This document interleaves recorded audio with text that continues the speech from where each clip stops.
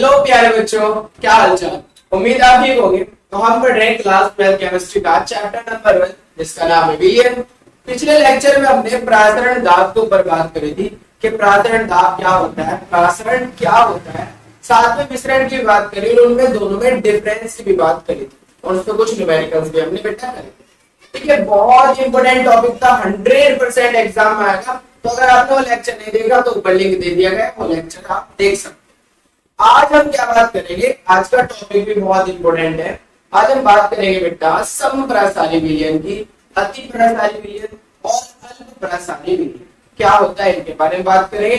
साथ में बात करेंगे प्रतिलोम प्रसार। इनका हमारे डेली लाइफ में बहुत ज्यादा यूज हुआ करता है, उसके थोड़े हम यूज की भी बात करेंगे कि क्या यूज होता है। तो स्टार्ट करते हैं आज के लेक्चर। चलिए देखते हैं क्या क्या बात करेंगे आज के लेक्चर।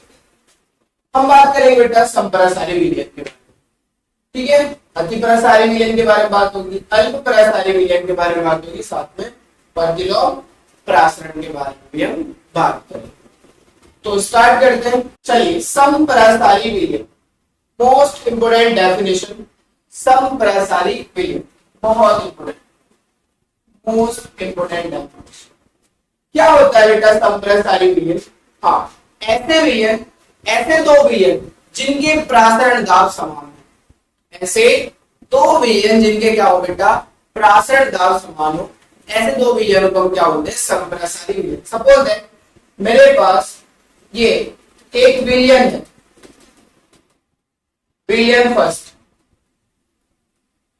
विलयन वन, राइट। ऐसे ही ये दूसरा विलयन है, विलयन टू। इसका प्रासरण दाब पाई1, इसका प्रासरण दाब पाई2। इसका मैंने प्रासरण दाब क्या मान लिया? पाई1, इसका प्रासरण दाब पाई2। जो ताप यहां का है, अगर यहां का ताप T1 है बेटा, ताप T मान लो, ताप T, तो यहां का ताप भी क्या होना चाहिए? T होना चाहिए। यानी कि हाँ, स्थिर ताप, ताप ना बदलता हूं, स्थिर ताप पर बात हो रही है। तो अगर मैं इनको दोनों विलयन को क्या करूं? एक अर्धपारगम्य झिल्ली के द्वारा सेपरेट कर दूं। ये एसपीएम झिल्ली है बेटा, पिछले लेक्चर में बताया था मैंने एसपीएम झिल्ली क्या होती है। फिर मैं बता रहा हूं, ऐसी झिल्ली जिसमें से केवल विलायक के कण तो आर पार जा सकते हैं, विलायक के कण, विलय के कण आर पार नहीं जा सकते, ऐसी झिल्ली को आप बोलते हैं एसपीएम झिल्ली, मतलब अर्धपारगम्य झिल्ली जिसमें से विलायक के कण। अब यहाँ पर मान लीजिए विलायक जल है, यहाँ पर भी विलायक जल ही है, दोनों में विलायक जल, ठीक है बात। तो जल के अणु आर पार जा सकते हैं, ठीक है। अब मैंने यहाँ पर विलयन फर्स्ट ले लिया, यहाँ पर विलयन क्या ले लिया बेटा? फर्स्ट, और यहाँ पर विलयन सेकंड, क्लियर है बात।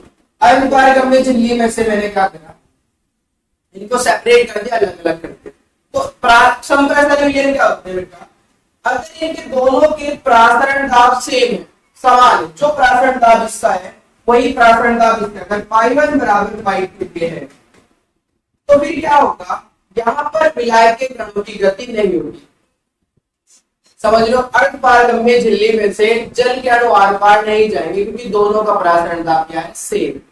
तो समप्रसारी विलयन ऐसे ही विलयन को कहा जाता है जिनके प्रासरण दाब सेम होते हैं, मतलब अगर उन दोनों को अर्धपारगम्य झिल्ली के द्वारा सेपरेट करते हैं, अलग अलग कर, सॉरी, अगर उनको अर्धपारगम्य झिल्ली के द्वारा सेपरेट करें, अलग अलग करें, तो इनमें से प्रासरण ना हो, इनके बीच प्रासरण क्रिया ना हो। प्रासरण क्रिया मतलब विलायक के कणों की गति ना हो। चेक करो बेटा डेफिनेशन, चेक करो डेफिनेशन। समान ताप, ताप समान होना चाहिए। ऐसे दो विलयन जिनके प्रासरण दाब समान होते हैं समप्रसारी विलयन कहलाते। ये तो काम है बेटा। विलयन अर्धपारगम्य झिल्ली द्वारा पृथक किए जाते हैं, अलग किए जाते हैं, किसके द्वारा? अर्धपारगम्य झिल्ली के द्वारा। तो उनके बीच प्रासरण नहीं होता है, प्रासरण मतलब विलायक के कणों की गति नहीं होती है। ऐसे विलयन को क्या बोलते हैं? समप्रसारी विलयन। तो समप्रसारी विलयनों के लिए क्या होने वाला है बेटा? पाई1 बराबर पाई2 के। पहली बात आपको ये याद, प्रासरण दाब से होंगे बेटा, पाई1 बराबर किससे होगा? पाई2। बात समझ लो, बहुत अच्छा। चूंकि ये प्राथमिक कंडीशन है, ताप स्थिर है, मैं यहां दिखा रहा हूं। इसके बाद ताप स्थिर है तो मैं बोल सकता हूँ, ताप स्थिर है तो मैं बोल सकता हूँ जो प्राथमिक दाब था, अगर हम देखें डेफिनेशन, पाई बराबर सी आर टी। प्राथमिक दाब का फॉर्मूला क्या था बेटा, पाई बराबर सी आर टी। तो पाई वन बराबर बताओ क्या होगा, पाई वन बराबर क्या होगा, पाई वन बराबर, अगर मैं आपको पूछूं ध्यान से देखो, पाई वन बराबर बताओ क्या होने वाला है। पाई वन बराबर सी वन, आर कांस्टेंट है और ताप हमने कितना मान रखा है, टी मान रखा है, ताप भी कांस्टेंट है, समान ताप है ना। पाई टू बराबर कैसे होगा, ऐसे पाई टू बराबर अगर हम कहें तो सी टू आर टी हो जाएगा। भाई दूसरे की सांद्रता, दूसरे का प्रासरण ताप, दूसरे की सांद्रता सी टू, आर कांस्टेंट है, जो पहले वाले मीडियम का होगा वो दूसरे वाले मीडियम का होगा, टी भी वहां पर कांस्टेंट है, जो पहले वाले मीडियम का ताप होगा वो भी वही दूसरे वाले मीडियम का ताप। तो मैं बोल सकता हूँ कि पाई वन बराबर पाई टू के, तो मैं बोल सकता हूँ सी वन आर टी बराबर किसके होगा, सी टू आर टी के हो गए लोग। अगर पाई वन बराबर पाई टू के बेटा, तो पाई वन किसके बराबर है, सी वन आर टी के, पाई टू किसके बराबर है, सी टू आर टी के, तो पाई सी वन आर टी बराबर होगा सी टू आर टी। चेक करो, आर टी से आर टी खत्म, तो सी वन बराबर किसके हो जाएगा, सी टू। तो अगर संप्रसारी विलयन है तो उनके प्राथमिक दाब भी समान होंगे, उनकी सांद्रताएं भी क्या होंगी बेटा, समान होंगी। C1 बराबर C2 होगा। चेक करो, चेक करो, चूंकि हमारे पास C बराबर होता है N अपॉन V, सांद्रता मोल बटे वॉल्यूम, सांद्रता का फॉर्मूला क्या होता है बेटा, हाँ मोल बटे वॉल्यूम, तो C बराबर N अपॉन V होता है। समझ लो ये बात को, क्लियर है। तो मैं लिख सकता हूँ N1 अपॉन V1 बराबर N2 upon C1 N1 upon V1, C2 N2 upon V2। चूंकि मोल बराबर होता है भार बटे अणुभार के, पढ़ा था भार बटे अणुभार के, तो N1 की जगह मैं क्या रख सकता हूँ, W1 upon M1, W upon M1 और गुना V1 बराबर होगा ऐसे W2 अपॉन M2 गुना V2। चेक करो ये फॉर्मूला, n बराबर है W अपॉन M पे, तो N1 बराबर क्या होगा, W1 अपॉन M1, तो मैंने N1 की जगह रखा W1 अपॉन M1, अपॉन में V1 भी था तो गुना V1 बराबर N2 क्या होगा, N2 होगा W2 अपॉन M2, तो N2 की जगह रख दे W2 अपॉन M2 गुना V2। बात समझ में आई? हां, तो यानी कि प्रासरण था पाई1 संप्रसारी लेने के लिए पाई1 बराबर पाई2 क्या होगा, तो C1 बराबर किसको हो जाएगा, C2 के। सांद्रता का फार्मूला मैंने सारा यहां पर लिख दिया, N1 अपॉन V1 बराबर N2 अपॉन V2, तो N1 क्या होगा W अपॉन M, तो मैं लिख सकता हूं W अपॉन M1 V1 बराबर W2 अपॉन M2 V2। ये फार्मूले बहुत काम में आने वाले फार्मूले बेटा, हां क्योंकि इनके ऊपर न्यूमेरिकल होने वाले हैं, तो आप इसे नोट करें फिर आगे चलो। नोट कर लिया, चलिए आगे चलो। अब हमारे सामने बहुत इंपोर्टेंट क्वेश्चन जो बोर्ड में भी आता है और नीट लेवल में भी आता है, जेईई मेंस में भी आता है, बहुत इंपोर्टेंट क्वेश्चन। क्या कह रहा है वो क्वेश्चन, ध्यान से देखो। समान ताप पर किन विलयनों के युग्म समपरासारी है, समान ताप पर हमें बताना है किन विलयनों के युग्म क्या बेटा, समपरासारी है। समान ताप यानी कि कौन सा युग्म समपरासारी, समपरासारी मतलब कौन से युग्म है जिनके प्रासरण ताप क्या होंगे, समान। समपरासारी का मतलब ये है बेटा, वो कौन सा जोड़ा है, वो कौन सा जोड़ा है जिनके युग्म जिनके सॉरी जो समपरासारी, समपरासारी का मतलब उनके प्रासरण दाब क्या होने वाले, तो प्रासरण दाब। अब मैंने आपको बताया था प्रासरण दाब एक अणुसंख्या गुण है, अगर याद हो आपको पिछले लेक्चर में बताया, प्रासरण दाब क्या है, अणुसंख्या गुण है। और अणुसंख्या गुण किस पे डिपेंड करता है, अणुसंख्या गुण किस पे डिपेंड करता है बेटा, हाँ आयनों की संख्या, इस पर आयनों की संख्या, आयनों की संख्या को या फिर कणों की संख्या को, कणों की संख्या, कणों की संख्या मतलब मोलों की संख्या, कोई भी वर्ड यूज कर लो, सही है, सही है बेटा। हाँ अणुसंख्या गुण, प्रासरण दाब अणुसंख्या गुण है और अणुसंख्या गुण किस पे डिपेंड करते हैं, आयनों की संख्या। आयनों की संख्या जितनी ज्यादा होगी प्रासरण दाब उतना ज्यादा होगा, आयनों की संख्या जितनी कम होगी प्रासरण दाब उतना कम होगा। आयनों की संख्या को या फिर कणों की संख्या को, कण मतलब आयनित होते हैं, आयन मतलब मोल्स, भाई कण मतलब मोल भी बोल सकते हो, अणु भी बोल सकते हो, आयन भी बोल सकते हो और मात्रा भी बोल सकते हो। तो मुझे यहाँ पर क्या देखना, आयनों की संख्या देखनी है, जिसमें आयनों की संख्या बराबर आ गई उसमें प्रासरण दाब बराबर आ जाएंगे, और अगर वो प्रासरण दाब बराबर आ गए तो वीएन कैसा हो जाएगा, समप्रासारी विलयन। इससे पहले आपको रख दूं, चलिए चेक करो, चेक करो। इसकी बात करता हूँ 0.1 सांद्रता कितनी है इसकी, 0.1, इसकी सांद्रता भी 0.1, क्लियर है, बराबर। अच्छा देखो NaCl के अंदर कितना आयन होंगे, एक Na का होगा और एक Cl का होगा, तो कितना आयन हो गए, 2। चेक कर लो भाई, जल्दी बताओ, एक Na का और एक Cl का, तो आयन कितना हो गए, 2। यहाँ देखो बेटा, यहाँ दो तो आपको Na के मिलेंगे, तो Na प्लस, और एक आयन मिलेगा आपको SO4 का, एक आयन, तो टोटल कितना आयन मिल गया, 3। इसमें 2 आयन, इसमें 3 आयन, तो बताओ आयनों की संख्या बराबर है क्या, आयनों की संख्या बराबर नहीं है तो प्रासरण दाब भी बराबर नहीं होंगे, मतलब ये तो हो नहीं सकता समप्रासारी। चेक करो यहाँ सांद्रता समान है, यहाँ देखो यूरिया, यूरिया का तो भाई आयनन ही नहीं होता, आयनन नहीं होता, अगर आयनन नहीं होता तो इसकी वैल्यू हम 1 मान के चलते हैं कि एक ही कण है इसके अंदर, बस कितना, एक ही कण। NaCl अभी बताया मैंने, NaCl में कितना आयन होंगे, 2 आयन, तो क्या इनमें कणों की संख्या बराबर है, इसमें 2 कण है, इसमें 1 कण है, मतलब 2 आयन है, यहाँ पर 1 है। तो आप चेक कर सकते हो, अगर मैं कहूँ क्या इनके प्रासरण दाब बराबर होंगे, आप कहोगे इनके प्रासरण दाब बराबर नहीं। चेक करो 0.1 कैपिटल एम यूरिया, यूरिया में तो 1 कण होगा ना। Na3 कितना आयन है भाई, 3 कण मतलब 3 आयन, 3 आयन, क्या इनके प्रासरण दाब बराबर होंगे, इनके प्रासरण दाब भी बराबर नहीं होंगे, तो ये भी समप्रासारी विलयन नहीं होगा। इसकी बात करते हैं CaNO3 का होल ट्वाइस, एक आयन को मुझे मिलेगा Cu डाई पॉजिटिव का प्लस, NO3 के कितने हैं, 2 आयन मिलेंगे मुझे NO3 माइनस के, तो टोटल कितना आयन मिल रहे हैं मुझे, 3 आयन। इसमें चेक करो 0.1 Na प्लस मिलेगा 2 आयन, एक आयन मिलेगा इसमें 4 माइनस का, तो टोटल कितना आयन मिलेगा मुझे, 3 आयन। क्या इनका आयनों की संख्या बराबर है, बिल्कुल बराबर। अगर इनका आयनों की संख्या बराबर है तो बेटा इनका प्रासरण दाब भी क्या होंगे, बराबर होंगे, और अगर इनके प्रासरण दाब बराबर होंगे तो ये विलयन कैसा हो जाएगा, समप्रासारी विलयन, कैसा हो जाएगा, समप्रासारी। समझ में आई बात, तो इसका आंसर कौन सा होता है, क्लियर है, चलिए आगे। अब बात करते हैं अति प्रासारी विलयन।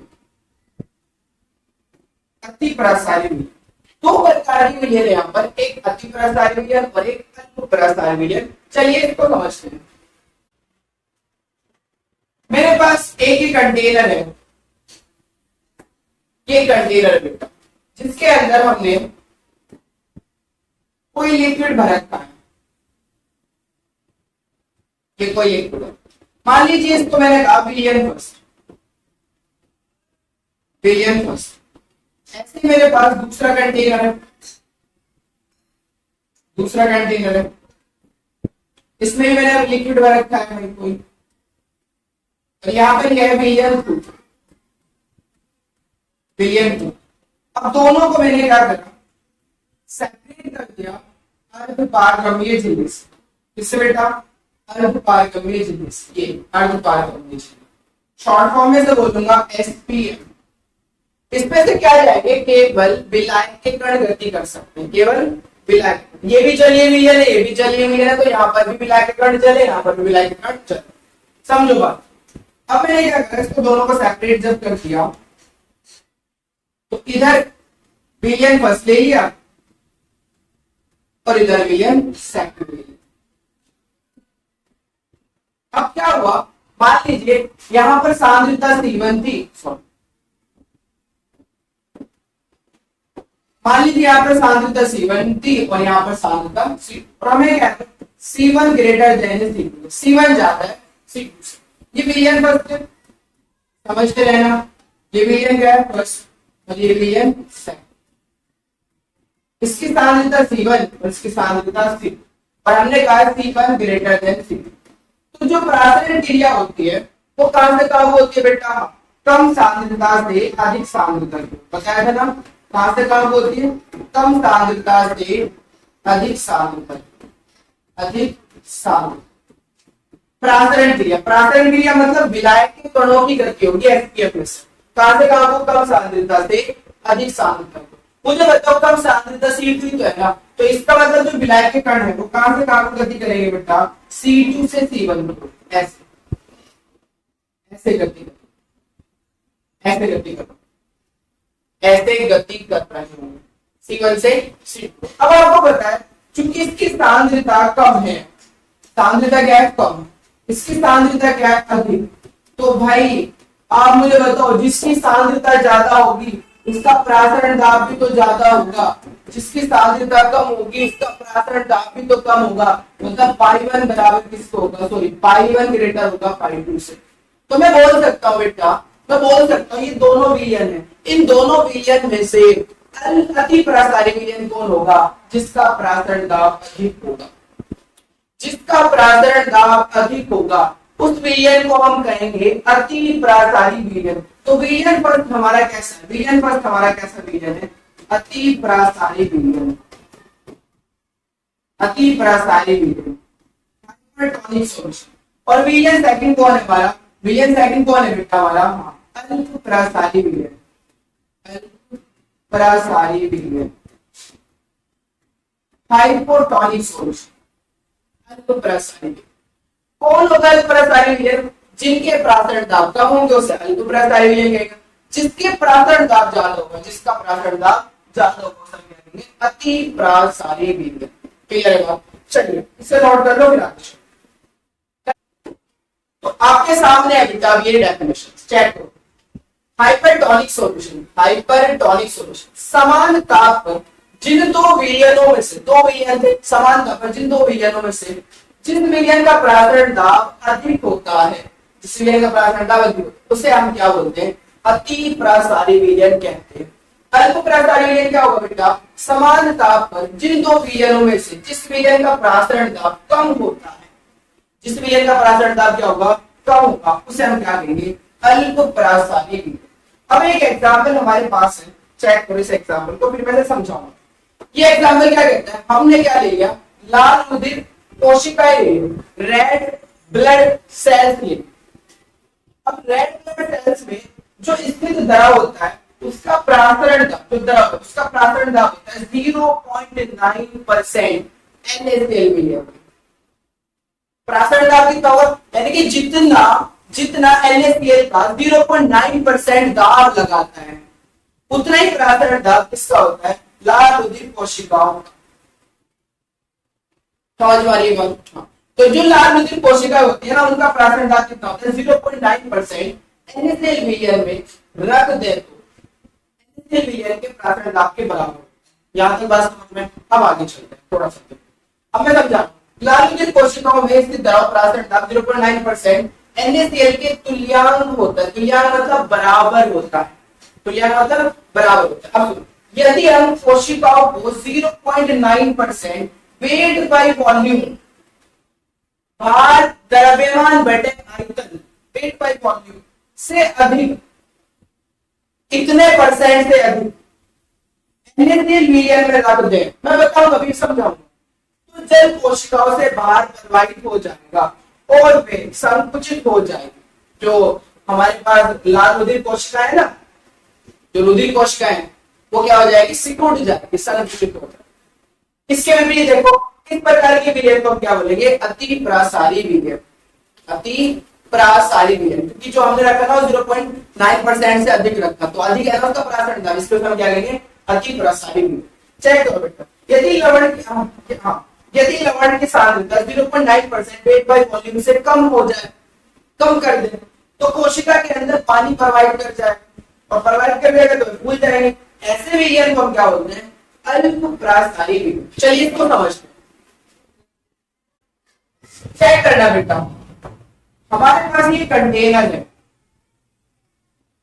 ये कंटेनर, इसके अंदर NaCl का विलयन भरते हैं, किसका, NaCl का विलयन।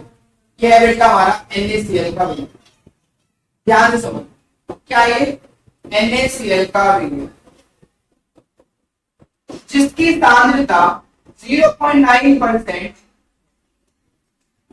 जिसकी सांद्रता क्या करो बेटा 0.9% वेट बाय वॉल्यूम से अधिक है, 0.9% से अधिक है। क्लियर। अब इसके अंदर मान लीजिए ये हमारे पास है लाल रुधिर कणिका। ये क्या बेटा हमारे पास, मान लो ये हमारे पास लाल रुधिर कोशिका सेल्स कणिका कहते हैं कोशिका, शॉर्ट फॉर्म में बोलते हैं RBC, red blood cells, RBC, ये रेड कोशिका। अब यहां पर सुनो, यहां पर देखो, ये जो रेड ब्लड सेल्स है इसके अंदर जो द्रव है उसका परासरण दाब होता है 0.9% वेट बाय वॉल्यूम NaCl, कितने के बराबर। जबकि हमने जो विलयन लिया है उसका परासरण दाब कितना है 0.9% वेट बाय वॉल्यूम सभी, यानी कि जो अंदर की सांद्रता है वो कम है तो बाहर की सांद्रता है वो अधिक। अब आपको पता है परासरण क्रिया शुरू होती है, परासरण क्रिया कहां से होती है, कम सांद्रता से अधिक सांद्रता की। और परासरण क्रिया में क्या होता है बेटा, विलायक के कण गति करते हैं, अंदर भी विलायक जल है बाहर भी विलायक जल है, तो जल के कण गति करते हैं।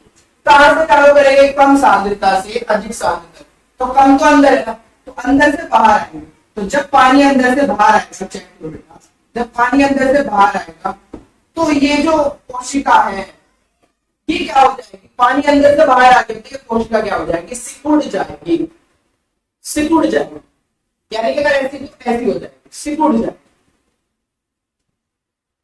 समझ लो बात। तो ये जो विलयन है इस विलयन को हम भी क्या नाम देंगे, अति प्रासारी विलयन, क्योंकि परासरण दाब अधिक है ना बेटा, इसलिए इसको हम क्या नाम देंगे, अति प्रासारी विलयन। सेम इसके जस्ट अपोजिट, अगर मैं ये कंटेनर दूं, इसके अपोजिट अगर मैं क्या बोलूंगी, कंटेनर दूं, ठीक है, और इस कंटेनर के अंदर पानी भर दूं, ये NaCl का विलयन ले लूं, इसके अंदर हमने क्या ले लिया बेटा, NaCl का विलयन, चेक करो क्या लिया हमने, NaCl का विलयन। और ये जो NaCl का विलयन है ये 0.9% वेट बाय वॉल्यूम से कम है, वेट बाय वॉल्यूम से कम है। अब अगर इसके अंदर बेटा, अगर मैं इसके अंदर अब क्या डालूं, चेक करो, ये क्या है, ये हमारे पास लाल रुधिर कोशिका, रेड ब्लड सेल्स। अगर मैं डाल दूं तो यहां पर चेक करो, ये जो अंदर है इसकी सांद्रता 0.9% वेट बाय वॉल्यूम NaCl के बराबर है, बाहर की सांद्रता 0.9% वेट बाय वॉल्यूम NaCl से कम है। तो यानी कि बाहर की सांद्रता कम है, अंदर की सांद्रता अधिक है। अब अंदर अधिक है, आप चाहें तो परासरण क्रिया शुरू होगी कहां से, कम से ज्यादा की ओर। तो कम कहां है सांद्रता, बाहर, ज्यादा कहां है अंदर, तो परासरण क्रिया कहां से कहां जाएगी, बाहर से अंदर जाएगी, ये जाएगी बाहर से अंदर। तो जब पानी अंदर जाने लगेगा तो कोशिका क्या हो जाएगी, फूल जाएगी, कोशिका क्या हो जाएगी, फूल जाएगी। चूंकि इसकी सांद्रता कम है इसलिए हम इसे बोलेंगे अल्प प्रसारी विलयन। सांद्रता कम होगी तो परासरण दाब, इसलिए हम इसे क्या बोलेंगे बेटा, अल्प प्रसारी विलयन। बात समझ में आ गई, कब कोशिका फूलती है, कब कोशिका सिकुड़ती तब है जब आप 0.9% से अधिक विलयन में NaCl विलयन में डालोगे। फूलेगी कब, जब 0.9% वेट बाय वॉल्यूम NaCl से कम विलयन में डालोगे। बात समझ में आ गई, चले आगे, चलिए। तो ये बात आपके बिल्कुल क्लियर हो गई होगी। अब आगे चलिए, अब बात करते हैं प्रतिलोम प्रासरण। क्या होता है प्रतिलोम प्रासरण, जब हम परासरण दाब से अधिक बाह्य दाब लगा देते हैं, परासरण दाब से अधिक क्या लगा देते हैं, बाह्य दाब लगा देते हैं। तो वो जो परासरण दाब से अधिक बाह्य दाब लगा रहे हैं जिससे कि परासरण क्रिया को हम उल्टी कर सके, विपरीत कर सके, उसी को हम बोलते हैं, इसी घटना को हम बोलते हैं प्रतिलोम प्रासरण। चेक करो बेटा प्रतिलोम प्रासरण क्या होता है। बेटा देखिए, ये हमारे पास कंटेनर है, बड़ा सा कंटेनर, अब इसमें क्या करा मैंने, एसपीएम झिल्ली लगा, क्योंकि यहाँ का दाब बहुत अधिक होगा, दाब बहुत अधिक होगा, तो ये जो एसपीएम झिल्ली होगी वो सेल्यूलोज से बनी होगी, सेल्यूलोज एसीटेट से, सेल्यूलोज एसीटेट से होगी, एसीटेट से। तो याद रखना जो पर किलो प्रासरण में हम एसपीएम झिल्ली यूज करते हैं वो किसकी बनी होती है बेटा, सेल्यूलोज एसीटेट की, पहली बात। अब हम क्या करेंगे, इसके अंदर दो पार्ट में मैं डिवाइड कर दिया, इधर रखा हमने समुद्री जल, ज्यादातर हम इसका यूज करते हैं बेटा समुद्री जल को शुद्ध करने में, ठीक है। तो इधर रखा हमने बेटा समुद्री जल, ये इधर हमारा है समुद्री जल, ये रखा, और इधर हमने रख लिया प्योर वाटर, इधर रख लिया प्योर वाटर, शुद्ध पानी।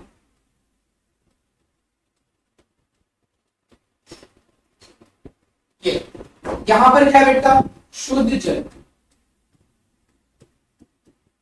और यहां पर क्या है हमारा, समुद्री जल, समुद्री जल।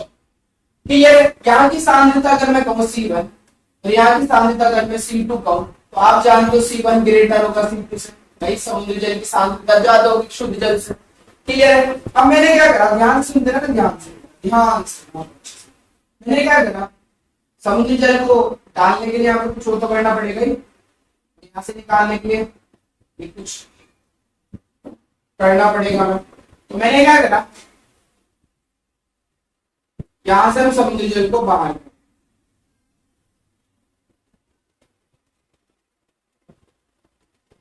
ये क्लियर है। तो यहां से क्या हो रहा है बेटा, यहां से क्या हो रहा है, समुद्री जल बाहर,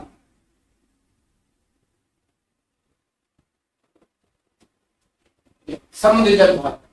यहां पर क्या, यहां पर चेक करो,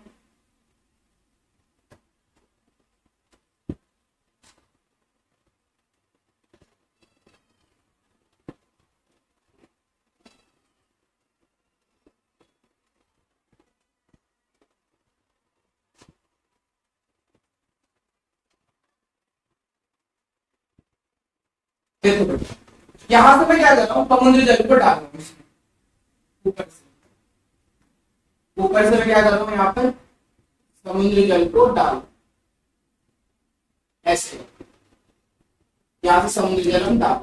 क्लियर है बात, ध्यान से समझना। अब प्रासरण क्रिया शुरू होगी, आप जानते हो प्रासरण क्रिया कहां से कहां होती है, कम सांद्रता से अधिक सांद्रता।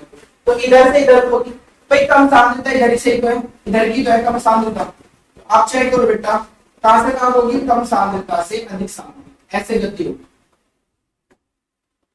ऐसे होगी ना भाई। अब हमें क्या करना है, हमें क्या करना है, तो शुद्ध जल और अशुद्ध हो रहा है, समुद्र में जाके मिल रहा है, और हमें समुद्री जल को शुद्ध करना है। तो हम क्या करेंगे, यहाँ पर है बेटा बाह्य दाब, पी बाह्य, तो हम यहाँ पर क्या करेंगे, बाह्य दाब से प्रासरण दाब लगाएंगे, यहाँ पर हम क्या लगाएंगे बेटा, प्रासरण दाब, पाइप लगाएंगे। जैसे मैं पाइप लगाऊंगा, प्रासरण दाब लगाऊंगा इधर पीएन की साइड, तो ये पिलाए के साथ इधर गति करने लगेंगे, और इनके कणों की गति क्या हो जाएगी, रुक जाएगी, इनके कणों की गति बेटा रुक जाएगी, क्योंकि इधर से कण इधर से इधर को फ्लो करने लगेंगे।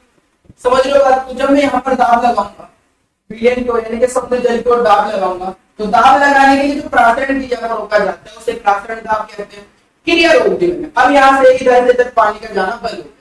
अब मैंने प्रासरण दाब से और ज्यादा दाब लगा दिया, बाह्य दाब लगा दिया, और अधिक दाब लगा दिया, और ज्यादा दाब लगा, तो जितना ज्यादा दाब लगाऊंगा उतने ज्यादा इधर से कण इधर आने लगेंगे, इतने ज्यादा। केवल और केवल जल के कण आर पार जा सकते हैं इससे, केवल और केवल किसके कण, जल के कण आर पार जा सकते हैं। इसके अंदर जो आयन है, जो इम्प्योरिटीज है, अशुद्धियां, वो इधर से इधर नहीं जाएंगे।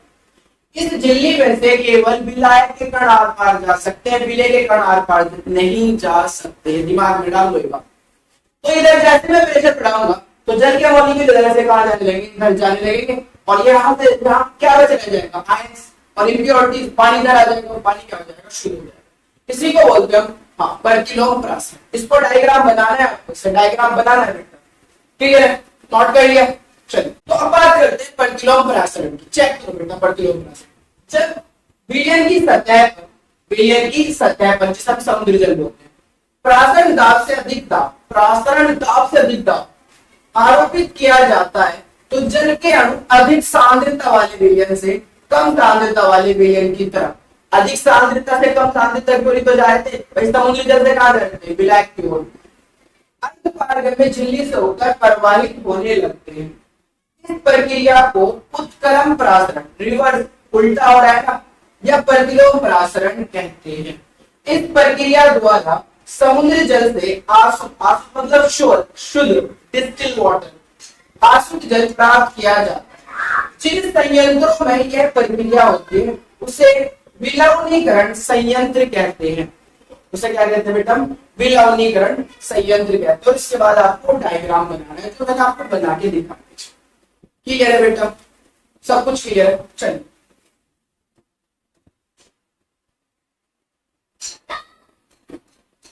आगे देखो बेटा, आगे देखो, प्रतिलोम प्रासरण के लिए विलयन पर आरोपित आवश्यक दाब बहुत अधिक होता है। प्रतिलोम प्रासरण के लिए जो विलयन पर हम दाब लगा रहे हैं वो बहुत अधिक लगता है। इसके लिए सेल्यूलोज एसीटेट की बनी झिल्लियों का उपयोग किया जाता है। मैंने कहा था ना आपको कि भाई जो प्रतिलोम प्रासरण में कौन सी झिल्ली का उपयोग करते हैं, तो आपको बताना चाहिए सेल्यूलोज एसीटेट की झिल्ली का। यह झिल्लियां जल के लिए पारगम्य, मतलब जल के मॉलिक्यूल तो आर पार जा सकते हैं, जल के लिए तो पारगम्य, परंतु समुद्र जल में उपस्थित अशुद्धियों एवं आयनों के लिए अपारगम्य। अपारगम्य मतलब आयन और अशुद्धि उस झिल्ली में से आर पार नहीं जा सकती। बात समझ में आ गई आपको? तो बहुत अच्छी चीजें क्लियर हो रही होगी। और अगर ऐसा हो रहा है तो आप वीडियो को लाइक कीजिए, कमेंट कीजिए, दोस्तों के साथ शेयर कीजिए और हमारे चैनल को सब्सक्राइब भी कीजिए। ठीक है बेटा, चलिए पहला न्यूमेरिकल,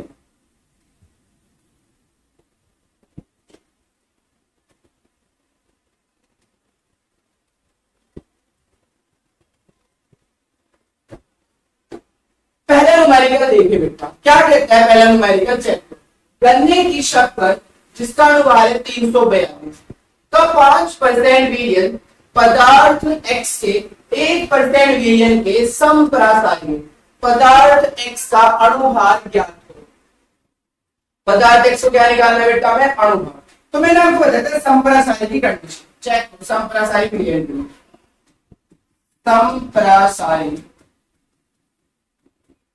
विलयन की, विलयनों के सांद्रता की बात कर रहे हो तो आप चेक करो समप्रासारी विलयन की। मैंने आपको बताया था चूंकि उसने दिया है बेटा हमें अणुभार, तो अणुभार वाला फॉर्मूला बोल दूंगा मैं, W1 अपॉन M1 V1 बराबर W2 अपॉन M2V। समीकरण ये है। अब ये वाले जो मैंने W1 M1 V1 लगा रखा है गन्ने की शक्कर के लिए, तो ये W2 M2 वो किसके लिए बेटा, X विलयन के लिए। अब शुरू करो, दिया है इसने क्या दिया है बेटा, चेक दिया है। सुक्रोज के लिए बात कर रहे हैं, किसके लिए, सुक्रोज मतलब गन्ने की शक्कर के लिए, गन्ने की शक्कर के लिए, शक्कर के लिए चेक करो बेटा, गन्ने की शक्कर W1 कितना परसेंट दिया है, 5%। इसका मतलब है कि 5 ग्राम जो गन्ने की शक्कर है वो 100 ml विलयन में घुली हुई है। कितने में, 100 ml, यानी कि W1 हमारा कितना दे दिया, 5 ग्राम, जो परसेंटेज होगी वो ग्राम में। V1 कितना दे दिया बेटा, 100 ml, 100 ml, ठीक है। M1 कितना है, अणुभार कितना दे दिया, 342 दिया है, दिया। ये तो हो गया हमारे पास गन्ने की शक्कर के लिए। अब बात कर रहे हैं हम पदार्थ X के लिए, पदार्थ X के लिए चेक करो बेटा, उसने कहा है W2 1% दिया तो मतलब 1 ग्राम W2, M2 मुझे निकालना है बेटा, अणुभार फाइंड आउट करना है, और वो 1 ग्राम कितने ml में घुला होगा, 100 ml में घुला होगा। वो 1 ग्राम कितने में घुला होगा बेटा, 100 ml में। तो मुझे यहाँ से अणुभार निकालना है, तो समीकरण 1 से देखो, समीकरण 1 से, समीकरण 1 से चेक करो बेटा, समीकरण 1 से W1 कितना है, 5 बटे M1 कितना है बेटा, 342 गुना आयतन कितना है, 100 ml बराबर। यहाँ पर देखो कि W2 1 ग्राम, अणुभार मुझे M2 निकालना है, गुना आयतन कितना है, 100 ml। 100 से 100 खत्म हो जाएगा, 100 से 100 M2 में ले जाओगे तो M2 बराबर आएगा 342 क्रॉस मल्टीप्लाई 342 ऊपर जाएगा बेटा, चेक करो ये चेक अच्छे से, 342 उधर जाएगा, M2 5 गुना में जाएगा तो 5 बटे में आने वाला है, M2 निकालूंगा ना मेरे को, मैं क्या फाइंड आउट करूं, चलो लिख लेता हूं 5 M2 बराबर 342 गुना 1 बटा 342, तो M2 बराबर कितना आएगा 342 बटे 5, M2 की वैल्यू निकालो, 342 को 5 से डिवाइड करो, चेक करो 5 छंग 30, 5 से पहले 5 छंग 30, बचे कितना 4, उतार लिया आपने 2, 5 सत्ते 5 अट्ठे 40, 5 अट्ठे 40, बच गया कितना भाई 42 में 40 के 2 बचा, 2 पॉइंट का उतारोगे 0 तो फिर कितना हो गया 20 5 24, तो कितना आएगा बेटा इनटू 68.4, क्लियर है, न्यूमेरिकल समझ में आ गया होगा आपको, चलिए आगे चलो।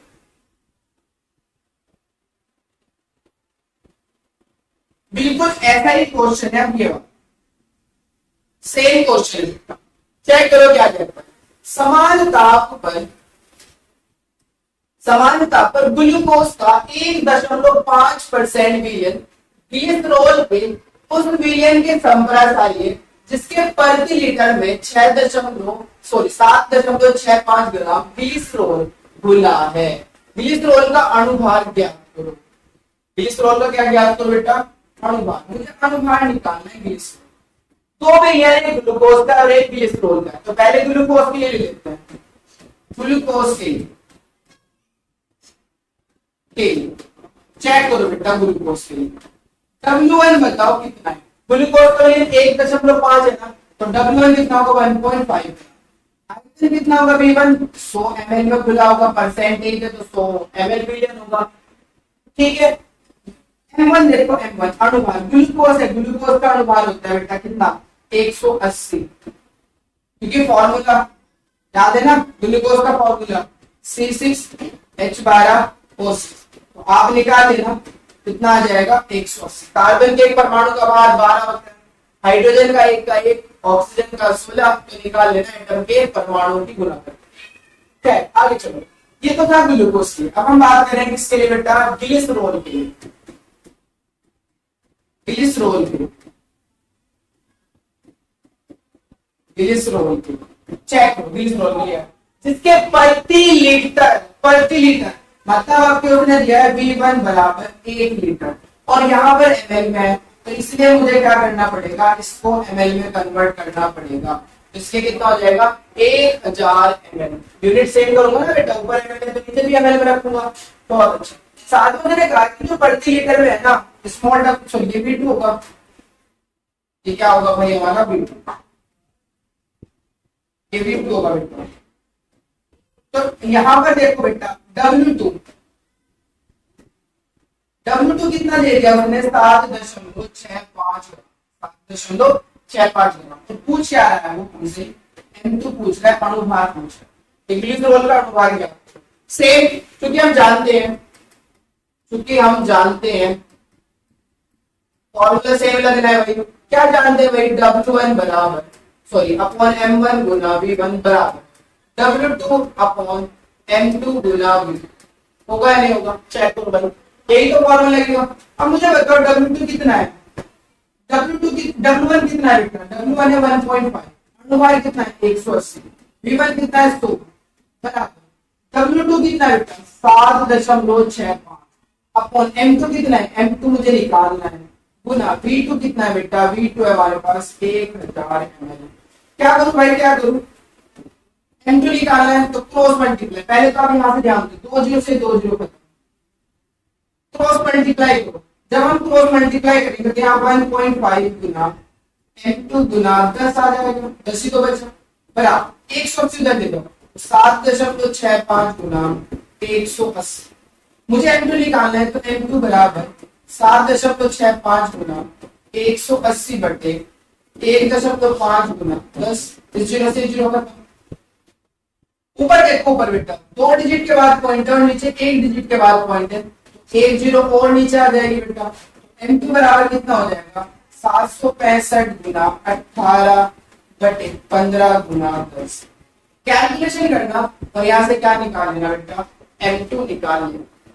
कमेंट करके आंसर बताना क्या, ठीक है बात समझ में आ रही है न्यूमेरिकल, बहुत। नेक्स्ट न्यूमेरिकल भी बिल्कुल सेम ही है, ऐसा ही है, बस वैल्यू चेंज है, थोड़ा सा चेक करना। ग्लिसरीन का, आपके किसका है बेटा, ग्लिसरीन का 10.2 ग्राम प्रति लीटर, मतलब भार दे दिया 10.2 ग्राम और आयतन दे दिया 1 लीटर। विलियन 2% ग्लूकोज विलियन का संप्रासारी है, ग्लूकोज का 2% है, ग्लिसरीन का 10.2 ग्राम प्रति लीटर। ग्लिसरीन के अनुभार की गणना कीजिए, ग्लूकोज का अनुभार कितना दे दिया 180। तो आप पहले क्या कर लोगे, ग्लिसरीन के लिए बात कर लोगे, चलो मैं बता देता हूँ, कर लेना आप ग्लिसरीन के लिए चेक करो बेटा, ग्लिसरीन के लिए हाँ W1 हमारा दिया है 10.2 ग्राम, V1 दिया है 1 लीटर, मतलब 1000 ml में कन्वर्ट करो। क्लियर बात बेटा, बहुत। फिर उसने अनुभार पूछा है, M1 ज्ञात करना। अब बात करें ग्लूकोज के लिए, ग्लूकोज के लिए चेक करो बेटा, ग्लूकोज के लिए 2% दिया है, तो W2 2 ग्राम, परसेंटेज जब होगी तो जो आयतन होगा वो 100 ml होगा, 100 ml, और मुझे यहाँ पर अनुभार दे दिया M2 ग्लूकोज का 180। फॉर्मूले लगा देना, W1 अपॉन M1 गुना V1 बराबर W2 अपॉन M2 गुना V2, तो यहाँ से WN1 फाइंड आउट कर। क्लियर बात, कोई डाउट तो नहीं आता। चलिए नेक्स्ट क्वेश्चन,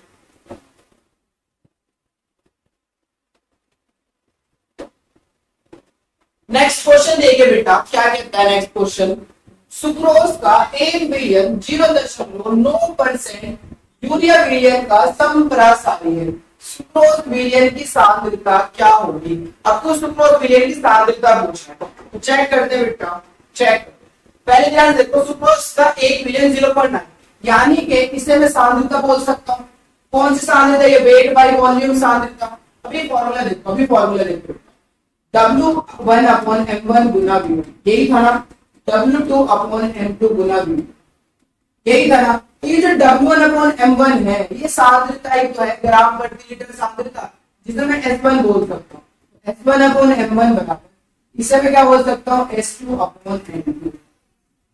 तो सांद्रता के टर्म्स में अगर सांद्रता पूछे तो ये फॉर्मूला अप्लाई कर सकते हो, अनुभार पूछे तो वाला फॉर्मूला अप्लाई कर सकते हो। चेक करो, ग्लूकोज का 1 बिलियन 0.9% यूरिया विलियन का संप्रासारी है, तो क्या करें, सुक्रोज का, तो सुक्रोज विलियन की सांद्रता क्या होगी। सुक्रोज विलियन के लिए बात कर लेते हैं, सुक्रोज विलियन की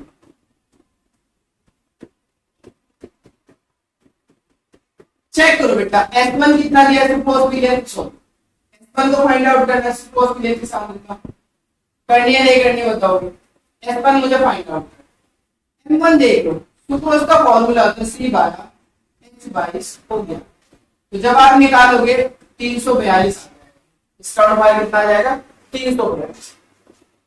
अब बात करते हैं किसके संप्रासारी, यूरिया विलियन के,